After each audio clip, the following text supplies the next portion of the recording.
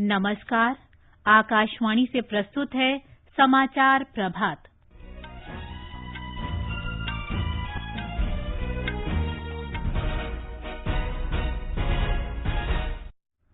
प्रधानमंत्री नरेंद्र मोदी ने कहा, भारत ने कोविड महामारी के दौरान दवाओं की घरेलू और वैश्विक आवश्यकता के साथ अन्य जरूरतों का ध्यान रखा है। मंत्रिमंडल ने 20,000 करोड़ रुपए की प्रारंभिक पूंजी के साथ विकास वित्त संस्थान की स्थापना के लिए विधेयक को मंजूरी दी। वित्त मंत्री निर्मला सीतारामन ने कहा, सभी बैंकों का निजीकरण नहीं किया जाएगा।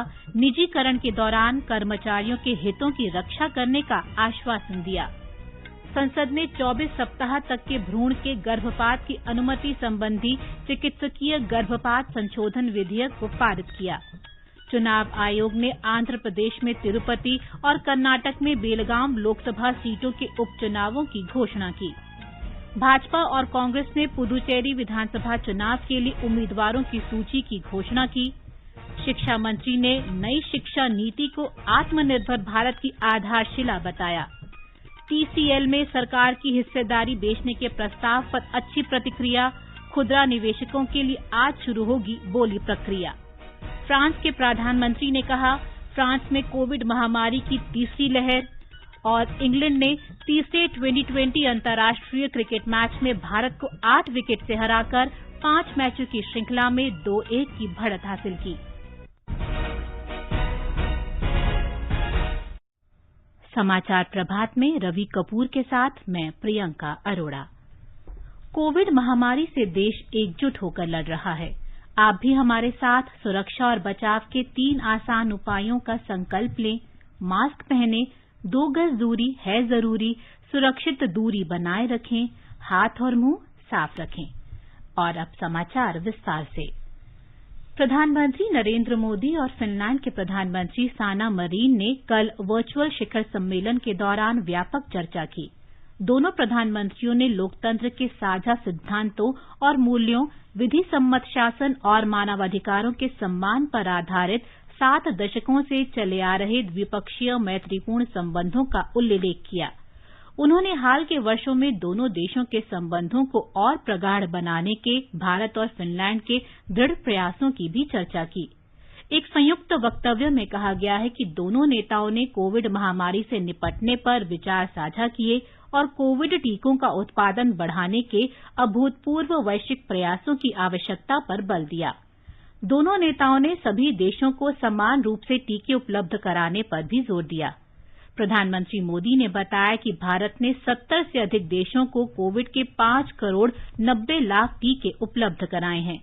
हम आईसीटी, मोबाइल टेक्नोलॉजी और डिजिटल एजुकेशन के क्षेत्र में एक नई पार्टनरशिप घोषित कर रहे हैं। हमारे शिक्षा मंत्रालय भी एक हाई लेवल डायलॉग आरंभ कर रहे हैं। मुझे आशा है कि आज की हमारी समिट से भारत फिनलैंड संबंधों के विकास में और गति आएगी। प्रधानमंत्री मरीन ने जोर देकर कहा कि फिनलैंड कोविड टीके, विशेष रूप से कोवैक्स के प्रति एकजुटता व्यक्त करता है। उन्होंने कहा कि फिनलैंड ने कोविड वैक्सीन के लिए नई प्रौद्योगिकियों के अनुसंधान और विकास में निवेश किया है। दोनों प्रधानमंत्रियों ने आगामी वर्षों में सूचना और प्रौद्योगिकी, मोबाइल प्रौद्योगिकी और डिजिटल शिक्षा के क्षेत्र में डिजिटल भागीदारी की घोषणा की।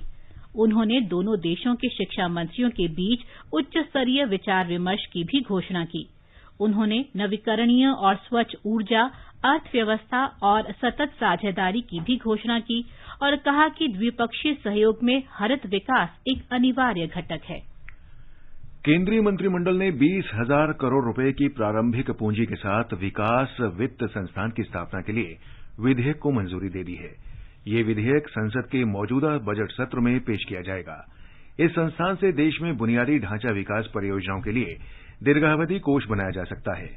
कल मंत्रिमंडल की बैठक के बाद वित्त मंत्री निर्मला सीतारामन ने नई दिल्ली में संवाददाताओं को बताया कि इसके लिए शुरुआती अनुदान 5,000 करोड़ रुपए का होगा और इतनी ही राशि तक का अतिरिक्त अनुदान होगा। उन्होंने बताया कि सरकार इस संस्थान को कुछ प्रतिभूतियां जारी करने पर भी विचार कर रही है, जिससे कोष की लागत कम हो सकेगी। Today the cabinet has cleared this bill through which we will have an institutional arrangement which will help in raising long-term funds. The budget provides for the initial amount. I had announced it in the budget saying capital infusion from our side would be about 20,000 crores and initial grant of 5,000 will also be made, and this year itself capital infusion is 20,000 crores. वित्त मंत्री ने कहा कि सरकार को बाजार से बड़ी राशि प्राप्त होने की आशा है। उन्होंने बताया कि संस्थान अगले कुछ वर्षों में 3 लाख करोड़ रुपए तक जुटा सकता है। संस्थान को 10 साल की लंबी अवधि के लिए कुछ कर लाभ दिए जाएंगे। भारतीय स्टैंप अधिनियम को भी संशोधित किया जा रहा है। संस्थान की संरचना के बारे में श्रीमती सीतारामन ने बताया कि इसके लिए एक पेशेवर बोर्ड होगा जिसमें कम से कम 50% गैर अधिकारी निदेशक होंगे। बोर्ड में प्रतिष्ठित व्यक्तियों को भी शामिल किया जाएगा। उन्होंने बताया कि सरकार इस संस्थान को पूरी तरह पेशेवर बनाना चाहती है ताकि ये बाजार की अपेक्षाओं पर खरा उतर सके। वित्त मंत्री निर्मला सीतारामन ने कहा है कि सभी बैंकों का निजीकरण नहीं किया जाएगा। उन्होंने भरोसा दिलाया कि यदि ऐसा होता है तो कर्मचारियों के हितों की रक्षा की जाएगी। कैबिनेट की बैठक के बाद उन्होंने कहा कि जिन बैंकों के निजीकरण की संभावना है वे भी निजीकरण के बाद काम करना जारी रखेंगे और कर्मियों के वेतन या पेंशन संबंधी सभी हितों का ख्याल रखा जाएगा। For those which are likely to be privatized, we are obviously going to have to keep in mind that these privatized institutions will also continue to function after the privatization. We'll also have to ensure that the staff or the personnel who are there, their every interest will be protected. संसद ने चिकित्सकीय गर्भपात संशोधन विधेयक 2020 पारित कर दिया है। राज्यसभा ने कल इसे मंजूरी दी। लोकसभा पिछले वर्ष मार्च में इसे पारित कर चुकी है। इस विधेयक में 24 सप्ताह तक के भ्रूण के गर्भपात की अनुमति दी गई है। इसमें महिला की निजता का सम्मान करने और प्रक्रिया की गोपनीयता सुनिश्चित करने का प्रावधान किया गया है। स्वास्थ्य मंत्री डॉक्टर हर्षवर्धन ने कहा कि इस विधेयक में महिला की सुरक्षा सुनिश्चित की गई है। स्वास्थ्य मंत्री ने इसे प्रगतिशील बताते हुए कहा कि ये महिलाओं की गरिमा की रक्षा के लिए है। ब्यौरा हमारे संवाददाता से। यह विधेयक इन शर्तों को भी नियंत्रित करता है जिसके तहत गर्भपात हो सकता है।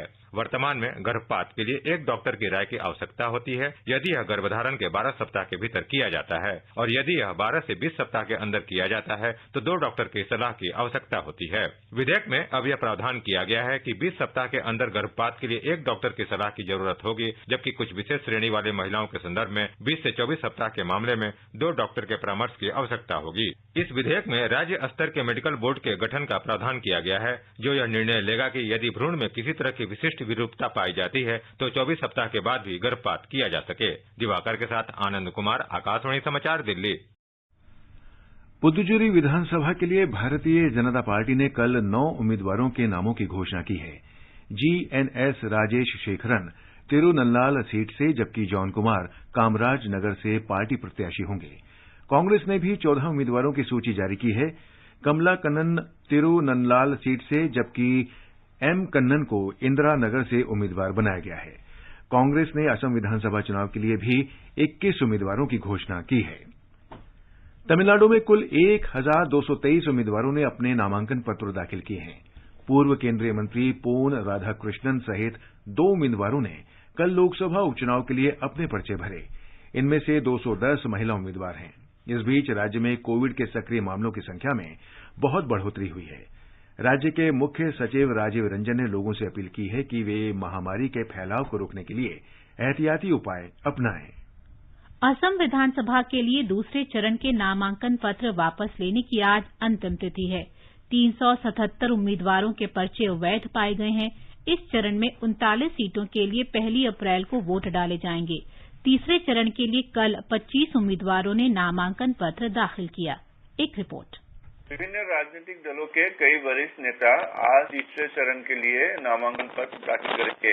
प्रदेश भाजपा अध्यक्ष रंजीत कुमार दास पतासरगुसी सीट से अपना नामांकन पत्र जमा करेंगे। पार्टी ने उन्हें इस चुनाव में सरभोग की बजाय पतासरगुसी में टिकट दिया है। कांग्रेस ने युवा नेता शांतनु शर्मा को पतासरगुसी में उतारा है। इस बीच भाजपा के वरिष्ठ नेता और केंद्रीय गृह मंत्री अमित शाह और उत्तर प्रदेश के मुख्यमंत्री योगी आदित्यनाथ कई स्थानों पर प्रचार करेंगे। AIUDF के प्रमुख बदरुद्दीन अजमल, कांग्रेस के वरिष्ठ नेता जितेंद्र सिंह, रिपुन बोरा और रकीबुल हुसैन भी विभिन्न स्थानों पर प्रचार करेंगे। BPF, असम गण परिषद, वाम दल और असम जातीय परिषद भी रैलियां कर रहे हैं। मानस प्रतिम शर्मा, आकाशवाणी समाचार, गुवाहाटी। असम के मुख्यमंत्री सर्बानंद सोनोवाल आज डिब्रूगढ़ जिले के मोरान विधानसभा क्षेत्र के अंतर्गत खोवांग में भारतीय जनता पार्टी की चुनाव रैली को संबोधित करेंगे। वे चरियाडियू जिले में सोनारी विधानसभा निर्वाचन क्षेत्र के अंतर्गत सापीखाती में आज 4 बजे एक अन्य रैली में भाग लेंगे। असम में राजनीतिक गतिविधियों के बीच मतदाताओं को जागरूक करने के लिए कछार जिला प्रशासन द्वारा बनाई गई रंगोली विश्व रिकॉर्ड दर्ज करने के मार्ग पर अग्रसर है। प्रशासन ने इस कार्यक्रम के आकलन के लिए इंडिया बुक ऑफ रिकॉर्ड्स को आमंत्रित किया है। निर्वाचन आयोग ने आंध्र प्रदेश में तिरुपति लोकसभा सीट और कर्नाटक में बेलगाम लोकसभा सीट के साथ ही विभिन्न राज्यों में विधानसभा की 14 रिक्त सीटों पर उपचुनाव की घोषणा की है। गुजरात, झारखंड, मध्य प्रदेश, महाराष्ट्र, मिजोरम, नागालैंड, उड़ीसा, तेलंगाना और उत्तराखंड की एक-एक विधानसभा सीट, कर्नाटक में 2 सीट और राजस्थान में 3 सीटों पर उपचुनाव होंगे। मतदान 17 अप्रैल को और वोटों की गिनती 2 मई को होगी। नामांकन दाखिल करने की अंतिम तिथि 30 मार्च और नाम वापस लेने की आखिरी तारीख 3 अप्रैल है। पश्चिम बंगाल विधानसभा चुनाव के दूसरे चरण में 174 नामांकन पत्र सही पाए गए हैं। अपर मुख्य निर्वाचन अधिकारी संजय बसु ने संवाददाताओं को बताया कि सोमवार को 2 नामांकन पत्र जांच के दौरान निरस्त कर दिए गए। इस बीच विशेष पुलिस पर्यवेक्षक अनिल शर्मा के आज कोलकाता पहुंचने की उम्मीद है। उन्हें निर्वाचन आयोग ने पश्चिम बंगाल में विवेक दुबे के अलावा नियुक्त किया है। सूत्रों ने बताया कि विधानसभा के प्रथम चरण की स्वतंत्र, निष्पक्ष और शांतिपूर्वक मतदान कराने के लिए केंद्रीय बलों की 725 कंपनियों को लगाया गया है। हमारे संवाददाता ने बताया है कि 495 कंपनियां पहुंच गई हैं। बाकी कंपनियों के शीघ्र पहुंचने की उम्मीद है। केंद्रीय मंत्री और भारतीय जनता पार्टी के वरिष्ठ नेता प्रकाश जावड़ेकर ने तृणमूल कांग्रेस पर पश्चिम बंगाल के पुरुलिया में भाजपा की रथ यात्रा पर हमला करने का आरोप लगाया है। नई दिल्ली में श्री जावड़ेकर ने तृणमूल कांग्रेस के गुंडों द्वारा किए गए हमले को लोकतंत्र और बाबा साहेब का अपमान बताया, क्योंकि ये बाबा साहेब भीमराव अम्बेडकर सम्मान रथ यात्रा है। उन्होंने चुनाव आयोग से इस मामले में संज्ञान लेने की मांग की। जिस तरह से हमारे रथ यात्राओं पर पहले पाबंदी लगाना, बाद में हमले करना, यही टीएमसी की संस्कृति है। अब टीएमसी हार रही है, बीजेपी आ रही है और इसलिए ये सब काम टीएमसी पार्टी कर रही है। हम इसकी भर्त्सना करते हैं और चुनाव आयोग को चाहिए कि स्वतः संज्ञान लेकर ऐसे सभी घटनाओं के लिए उचित कार्रवाई करनी चाहिए। ये समाचार आकाशवाणी से प्रसारित किए जा रहे हैं। झटपट दूर करे जालिम लोशन, वही नाम वही काम, कुछ भी नहीं बदला। चर्म रोगों का दुश्मन जालिम lotion. Come on boys, let's go practice. अरे रुक यार, मेरे बैंक अकाउंट में गलत एंट्री का प्रॉब्लम हो गया है। तो बैंक को कंप्लेन करना। बैंक को लिखे 1 महीना हो गया है, बट वो गुगली पे गुगली डाले जा रहे हैं। तो आरबीआई के बैंकिंग लोकपाल को इन्फॉर्म करो। रुक, मैं समझाता हूँ। जैसे क्रिकेट में 3rd अंपायर, वैसे ही आरबीआई का बैंकिंग ओम्बड्समैन। आरबीआई कहता है अगर बैंक आपकी कंप्लेंट को 1 महीने में नहीं सुलझाता तो आरबीआई के बैंकिंग ओम्बड्समैन में कंप्लेंट करो। यह आरबीआई का आसान तरीका है आपकी कंप्लेंट सुलझाने का, और वो भी फ्री। समझे? आरबीआई कहता है जानकार बनिए, सतर्क रहिए। अधिक जानकारी के लिए 14440 पर मिस्ड कॉल दें। भारतीय रिजर्व बैंक द्वारा जनहित में जारी। भाभी जल्दी छतरी दो, बारिश शुरू हो गई है। अरे झमाझम तो बरसने दो। घनन घनन घेरे घेरे आए बदरागन। भाभी जल्दी करो, बारिश तेज हो रही है। अरे तो मजे लो ना सरिता, टिप टिप बरसा पानी। हद है भाभी, मैं भीग जाऊंगी, फिर भी आप देर कर रही हो छाता लाने में? हाँ, ताकि तुम्हें समझ आए कि देर करना बिल्कुल ठीक नहीं, चाहे बारिश से बचना हो या अपने होने वाले बच्चे की सुरक्षा के लिए अपनी HIV जांच करवाना हो। गर्भावस्था के पहले 3 महीनों के अंदर जल्द से जल्द HIV जांच जरूर कराएं, ताकि शिशु को HIV संक्रमण से बचाया जा सके और माँ और शिशु एक स्वस्थ और लंबी जिंदगी जी सके। सरकारी अस्पताल में HIV की जांच एवं इलाज गुप्त और मुफ्त। समय का मोल, HIV पे कंट्रोल। अधिक जानकारी के लिए नेशनल टोल फ्री हेल्पलाइन 1097 पर संपर्क करें। स्वास्थ्य एवं परिवार कल्याण मंत्रालय, भारत सरकार द्वारा जनहित में जारी। समाचार प्रभात में आपका फिर स्वागत है। आगे बढ़ने से पहले एक नजर मुख्य समाचारों पर। प्रधानमंत्री नरेंद्र मोदी ने कहा, भारत ने कोविड महामारी के दौरान दवाओं की घरेलू और वैश्विक आवश्यकता के साथ अन्य जरूरतों का ध्यान रखा है। मंत्रिमंडल ने 20,000 करोड़ रुपए की प्रारंभिक पूंजी के साथ विकास वित्त संस्थान की स्थापना के लिए विधेयक को मंजूरी दी। वित्त मंत्री निर्मला सीतारामन ने कहा, सभी बैंकों का निजीकरण नहीं किया जाएगा। निजीकरण के दौरान कर्मचारियों के हितों की रक्षा करने का आश्वासन दिया। संसद ने 24 सप्ताह तक के भ्रूण के गर्भपात की अनुमति संबंधी चिकित्सकीय गर्भपात संशोधन विधेयक को पारित किया। चुनाव आयोग ने आंध्र प्रदेश में तिरुपति और कर्नाटक में बेलगाम लोकसभा सीटों के उपचुनावों की घोषणा की। भाजपा और कांग्रेस ने पुदुचेरी विधानसभा चुनाव के लिए उम्मीदवारों की सूची की घोषणा की। शिक्षा मंत्री ने नई शिक्षा नीति को आत्मनिर्भर भारत की आधारशिला बताया। TCL में सरकार की हिस्सेदारी बेचने के प्रस्ताव पर अच्छी प्रतिक्रिया। खुदरा निवेशकों के लिए आज शुरू होगी बोली प्रक्रिया। फ्रांस के प्रधानमंत्री ने कहा, फ्रांस में कोविड महामारी की तीसरी लहर। और इंग्लैंड ने तीसरे 2020 अंतर्राष्ट्रीय क्रिकेट मैच में भारत को 8 विकेट से हराकर 5 मैचों की श्रृंखला में 2-1 की बढ़त हासिल की।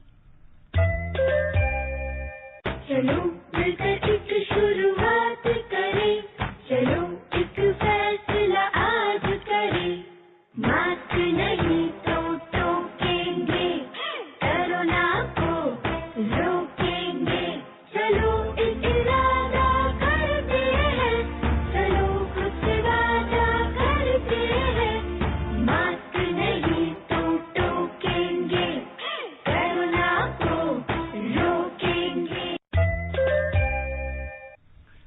केंद्रीय शिक्षा मंत्री डॉक्टर रमेश पोखरियाल निशंक ने नई शिक्षा नीति को आत्मनिर्भर भारत की आधारशिला बताया है। लोकसभा में वर्ष 2021-22 के लिए शिक्षा मंत्रालय की अनुदान मांगों पर चर्चा का जवाब देते हुए डॉक्टर निशंक ने कल कहा कि विकसित देशों ने मातृभाषा में शिक्षा का विकास किया है। उन्होंने कहा कि इसे ध्यान में रखते हुए राष्ट्रीय शिक्षा नीति में 22 भारतीय भाषाओं में शिक्षण पर जोर दिया गया है। डॉक्टर निशंक ने कहा कि स्कूली पाठ्यक्रम में पहली बार आर्टिफिशियल इंटेलिजेंस को शामिल किया गया है।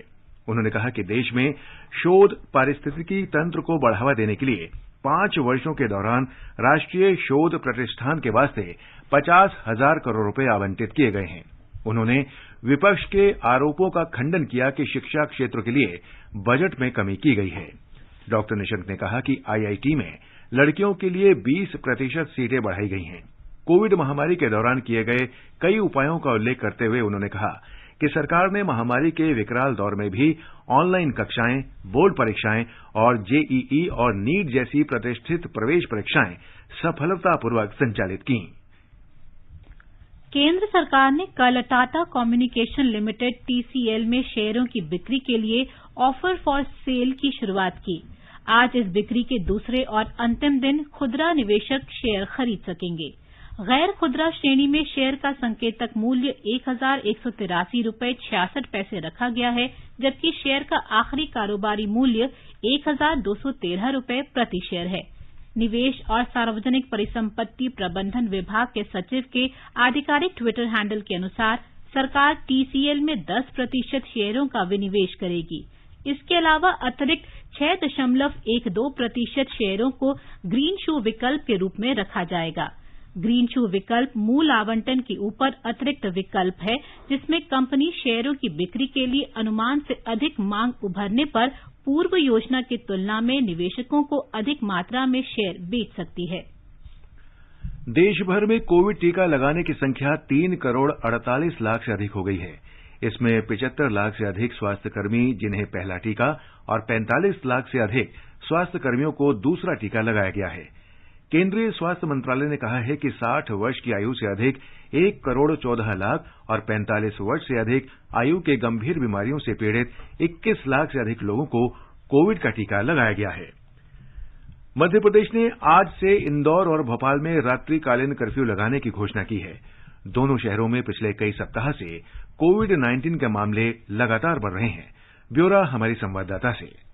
भोपाल और इंदौर में रात्रि 10 बजे से सुबह 6 बजे तक समस्त दुकानें और अन्य व्यावसायिक प्रतिष्ठान बंद रहेंगे। केमिस्ट राशन की दुकानों पर यह प्रतिबंध लागू नहीं रहेगा। समस्त गैर आवश्यक आवागमन बंद रहेगा। केवल आवश्यक सेवाएं, अस्पताल, एयरपोर्ट, रेलवे स्टेशन और बस स्टैंड आने जाने के लिए ही आवागमन की अनुमति रहेगी। जबलपुर और ग्वालियर शहर में भी रात्रि 10 बजे से सुबह 6 बजे तक समस्त दुकानें और व्यावसायिक प्रतिष्ठान बंद रहेंगे। 100 से अधिक व्यक्ति के आयोजन पर पूर्व अनुमति लेना अनिवार्य होगा। प्रदेश के 10 जिलों भोपाल, इंदौर, ग्वालियर, जबलपुर, उज्जैन, रतलाम, छिंदवाड़ा, बुरहानपुर, बैतूल और खरगोन में होली के जुलूस मेले प्रतिबंधित रहेंगे। पूजा पी वर्धन, आकाशवाणी समाचार, भोपाल। मध्य प्रदेश में कोविड संक्रमण के बढ़ते मामलों को देखते हुए राज्य विधानसभा का बजट सत्र अनिश्चितकाल के लिए स्थगित कर दिया गया है। भोपाल में रात का कर्फ्यू लगाए जाने के बाद विधानसभा अध्यक्ष गिरीश गौतम ने कल शाम यह निर्णय लिया। बजट सत्र 26 मार्च तक आयोजित किया जाना था। महाराष्ट्र में कल रिकॉर्ड 17,864 नए कोविड मरीज सामने आए। राज्य में अब तक मरीजों की संख्या 23 लाख को पार कर गई है। ब्यौरा हमारे संवाददाता से। महाराष्ट्र के स्वास्थ्य मंत्री राजेश टोपे ने दिल्ली में केंद्रीय स्वास्थ्य मंत्री हर्षवर्धन से मुलाकात की और राज्य में कोरोना मामलों की बढ़ती संख्या को नियंत्रित करने के लिए पर्याप्त टीकों की तत्काल आपूर्ति की मांग की। उन्होंने कहा कि राज्य का लक्ष्य जून तक लगभग 1 करोड़ 77 लाख लोगों का टीकाकरण पूरा करना है। उन्होंने कहा इसके लिए कोविड-19 वैक्सीन की 2 करोड़ 20 लाख खुराक की आवश्यकता है। दूसरी ओर राज्य में कोरोना वायरस के बढ़ते मामलों के कारण रिपब्लिकन पार्टी ऑफ इंडिया के राष्ट्रीय अध्यक्ष और केंद्रीय सामाजिक न्याय राज्य मंत्री रामदास आठवले ने भारत रत्न डॉक्टर बाबा साहब आम्बेडकर के भक्तों को इस साल 20 मार्च को महार से तगधे के उपलक्ष्य पर रायगढ़ जिले में महार की चौदर जिले पर भीड़ न लगाने की अपील की। देवप्रिय भट्टाचार्य जी, आकाशवाणी समाचार, मुंबई। महाराष्ट्र में नागपुर शहर में भी कोरोना मरीजों की संख्या तेजी से बढ़ रही है। हमारे संवाददाता ने बताया है कि प्रशासन ने हालात पर नियंत्रण के लिए कड़ी पाबंदियां लगाई हैं।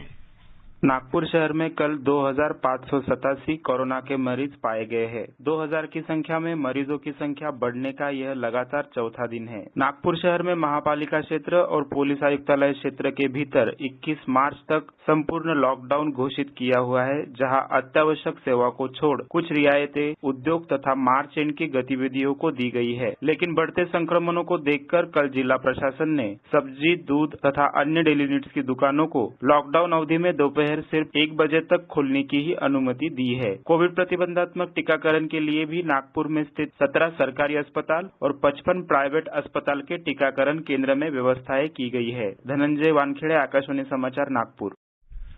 गुजरात की स्वास्थ्य आयुक्त और प्रधान स्वास्थ्य सचिव डॉक्टर जयंती रवि ने 60 वर्ष से अधिक आयु के वरिष्ठ नागरिकों और गंभीर बीमारी से पीड़ित 45 वर्ष से अधिक आयु के लोगों से कोविड का टीका लगवाने की अपील की है।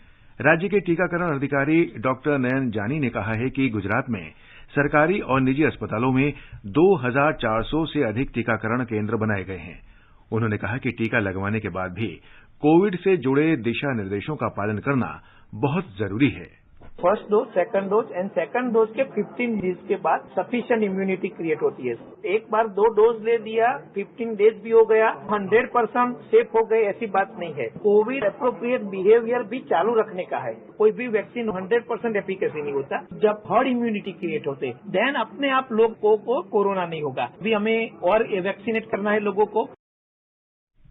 छत्तीसगढ़ में कोविड के बढ़ते मामलों को देखते हुए मुख्यमंत्री भूपेश बघेल ने लोगों से अपील की है कि वे संक्रमण के प्रसार को रोकने के लिए उपायों का कड़ाई से पालन करें। राज्य के स्वास्थ्य मंत्री टीएस सिंहदेव ने लोगों से अपील की है कि वे आयोजनों और भीड़भाड़ वाले क्षेत्रों में जाने से बचें। बड़े ऐसे आयोजनों से हमको जरूर बचना चाहिए। अब समय फिर से आ गया है कि भीड़ भाड़ वाली जगहों में जाना, आयोजनों में जाना, धार्मिक आयोजनों में, खेलकूद के आयोजनों में, गमी में, खुशी में, ऐसे आयोजनों से भी हमको बचना है जहां शारीरिक दूरी हम ना रख पा रहे हों। शारीरिक दूरी रखना, हाथ साफ रखना और मास्क पहनना, ये फिर से मैं आप सभी से आग्रह करूंगा कि जरा भी मत इसमें ढील दीजिए। फ्रांस के प्रधानमंत्री जीन कैस्टेक्स ने कहा है कि फ्रांस कोविड महामारी की तीसरी लहर की चपेट में है। श्री कैस्टेक्स ने कल बताया कि पिछले वर्ष 20 नवंबर के बाद पहली बार कोविड संक्रमण के नए मामलों का 7 दिन का औसत 25,000 से अधिक रहा। फ्रांस में तेजी से बढ़ रहे मामलों के कारण देश की स्वास्थ्य प्रणाली पर भारी दबाव पड़ा है। विशेषज्ञों का मानना है कि नया लॉकडाउन लगाकर ही इस स्थिति से निपटा जा सकता है। गुजरात में प्रधानमंत्री नरेंद्र मोदी द्वारा आजादी का अमृत महोत्सव उद्घाटन के दौरान शुरू की गई साबरमती से दांडी यात्रा को रास्ते में काफी जनसमर्थन मिल रहा है। एक रिपोर्ट। प्रधानमंत्री श्री नरेंद्र मोदी द्वारा अहमदाबाद के साबरमती आश्रम से शुरू की गई महात्मा गांधी की ऐतिहासिक दांडी मार्च की पुनरावर्ती यात्रा अब आणंद जिले के गांवों का दौरा कर रही है। इस यात्रा के माध्यम से गुजरात के गांवों में एक भारत श्रेष्ठ भारत का संदेश फैलाया जा रहा है। इससे पहले दांडी जाने के लिए यह यात्रा ने नडियाद में प्रवेश किया, तब गुजरात के मुख्यमंत्री श्री विजय रूपाणी ने इसका स्वागत किया था। खेड़ा जिले के गाँवों में एक भारत श्रेष्ठ भारत के संदेश फैलाने के लिए अनेक विशेष कार्यक्रम आयोजित किए गए। 4 दिनों तक आणंद जिले में यात्रा करने के बाद दांडी यात्री नौका द्वारा महिसागर नदी पार करके भरूच जिले में प्रवेश करेंगे। योगेश पंड्या, आकाशवाणी समाचार, अहमदाबाद। अहमदाबाद में कल रात तीसरे T20 अंतर्राष्ट्रीय क्रिकेट मैच में इंग्लैंड ने भारत को 8 विकेट से हराकर 5 मैचों की श्रृंखला में 2-1 की बढ़त हासिल कर ली है। भारत के 157 रन के लक्ष्य को इंग्लैंड ने 19वें ओवर में 2 विकेट पर 158 रन बनाकर आसानी से हासिल कर लिया। ये समाचार हमारी वेबसाइट newsonair.com/hindi पर भी उपलब्ध हैं। सुनिए, जल्दी गैस बंद कीजिए। कुकर में सीटी आ गई है, उतार लीजिए। अरे रुको, आराम से उतारेंगे। हमारे हाथों के जादू पे कुकर भी तो सीटियां मारे। जल्दी उतारोगे तभी दाल बनेगी, वरना हलवा बन जाएगा। यही बात HIV पॉजिटिव माँ के बच्चे की HIV से सुरक्षा के लिए भी लागू है। मतलब समय पे जांच और दवा दी जाए तो HIV पॉजिटिव माँ का बच्चा भी HIV मुक्त हो सकता है। क्या सचमुच? बिल्कुल। माँ यदि HIV पॉजिटिव है तो बच्चे का जन्म अस्पताल में, जन्म से ही HIV सुरक्षा सेवाओं की मांग और 6 हफ्ते से 2 महीने के बीच में बच्चे की पहली HIV जांच सुनिश्चित करना बेहद जरूरी है। सरकारी अस्पताल में HIV की जांच एवं इलाज गुप्त और मुफ्त। समय का मोल HIV पे कंट्रोल। अधिक जानकारी के लिए नेशनल टोल फ्री हेल्पलाइन 1097 पर संपर्क करें। स्वास्थ्य एवं परिवार कल्याण मंत्रालय, भारत सरकार द्वारा जनहित में जारी। और रवि, अब बताएं कि आज के समाचार पत्रों में क्या खास है। धन्यवाद प्रियंका। कोरोना की वापसी से राज्यों में सख्ती हिन्दुस्तान सहित अधिकांश अखबारों की प्रमुख खबर है। अमर उजाला ने लिखा है, महाराष्ट्र में दूसरी लहर, पंजाब, मध्य प्रदेश, गुजरात के कई शहरों में रात का कर्फ्यू। केंद्र सरकार ने दोहराया, कंटेनमेंट जोन बनाकर रोके कोरोना का संक्रमण। राजनीतिक सरगर्मियों पर भी अखबारों की नजर है। जनसत्ता की सुर्खी है, राज्यसभा के मनोनीत सदस्य स्वप्न दास गुप्ता ने चुनावी विवाद के बाद राज्यसभा से इस्तीफा दिया।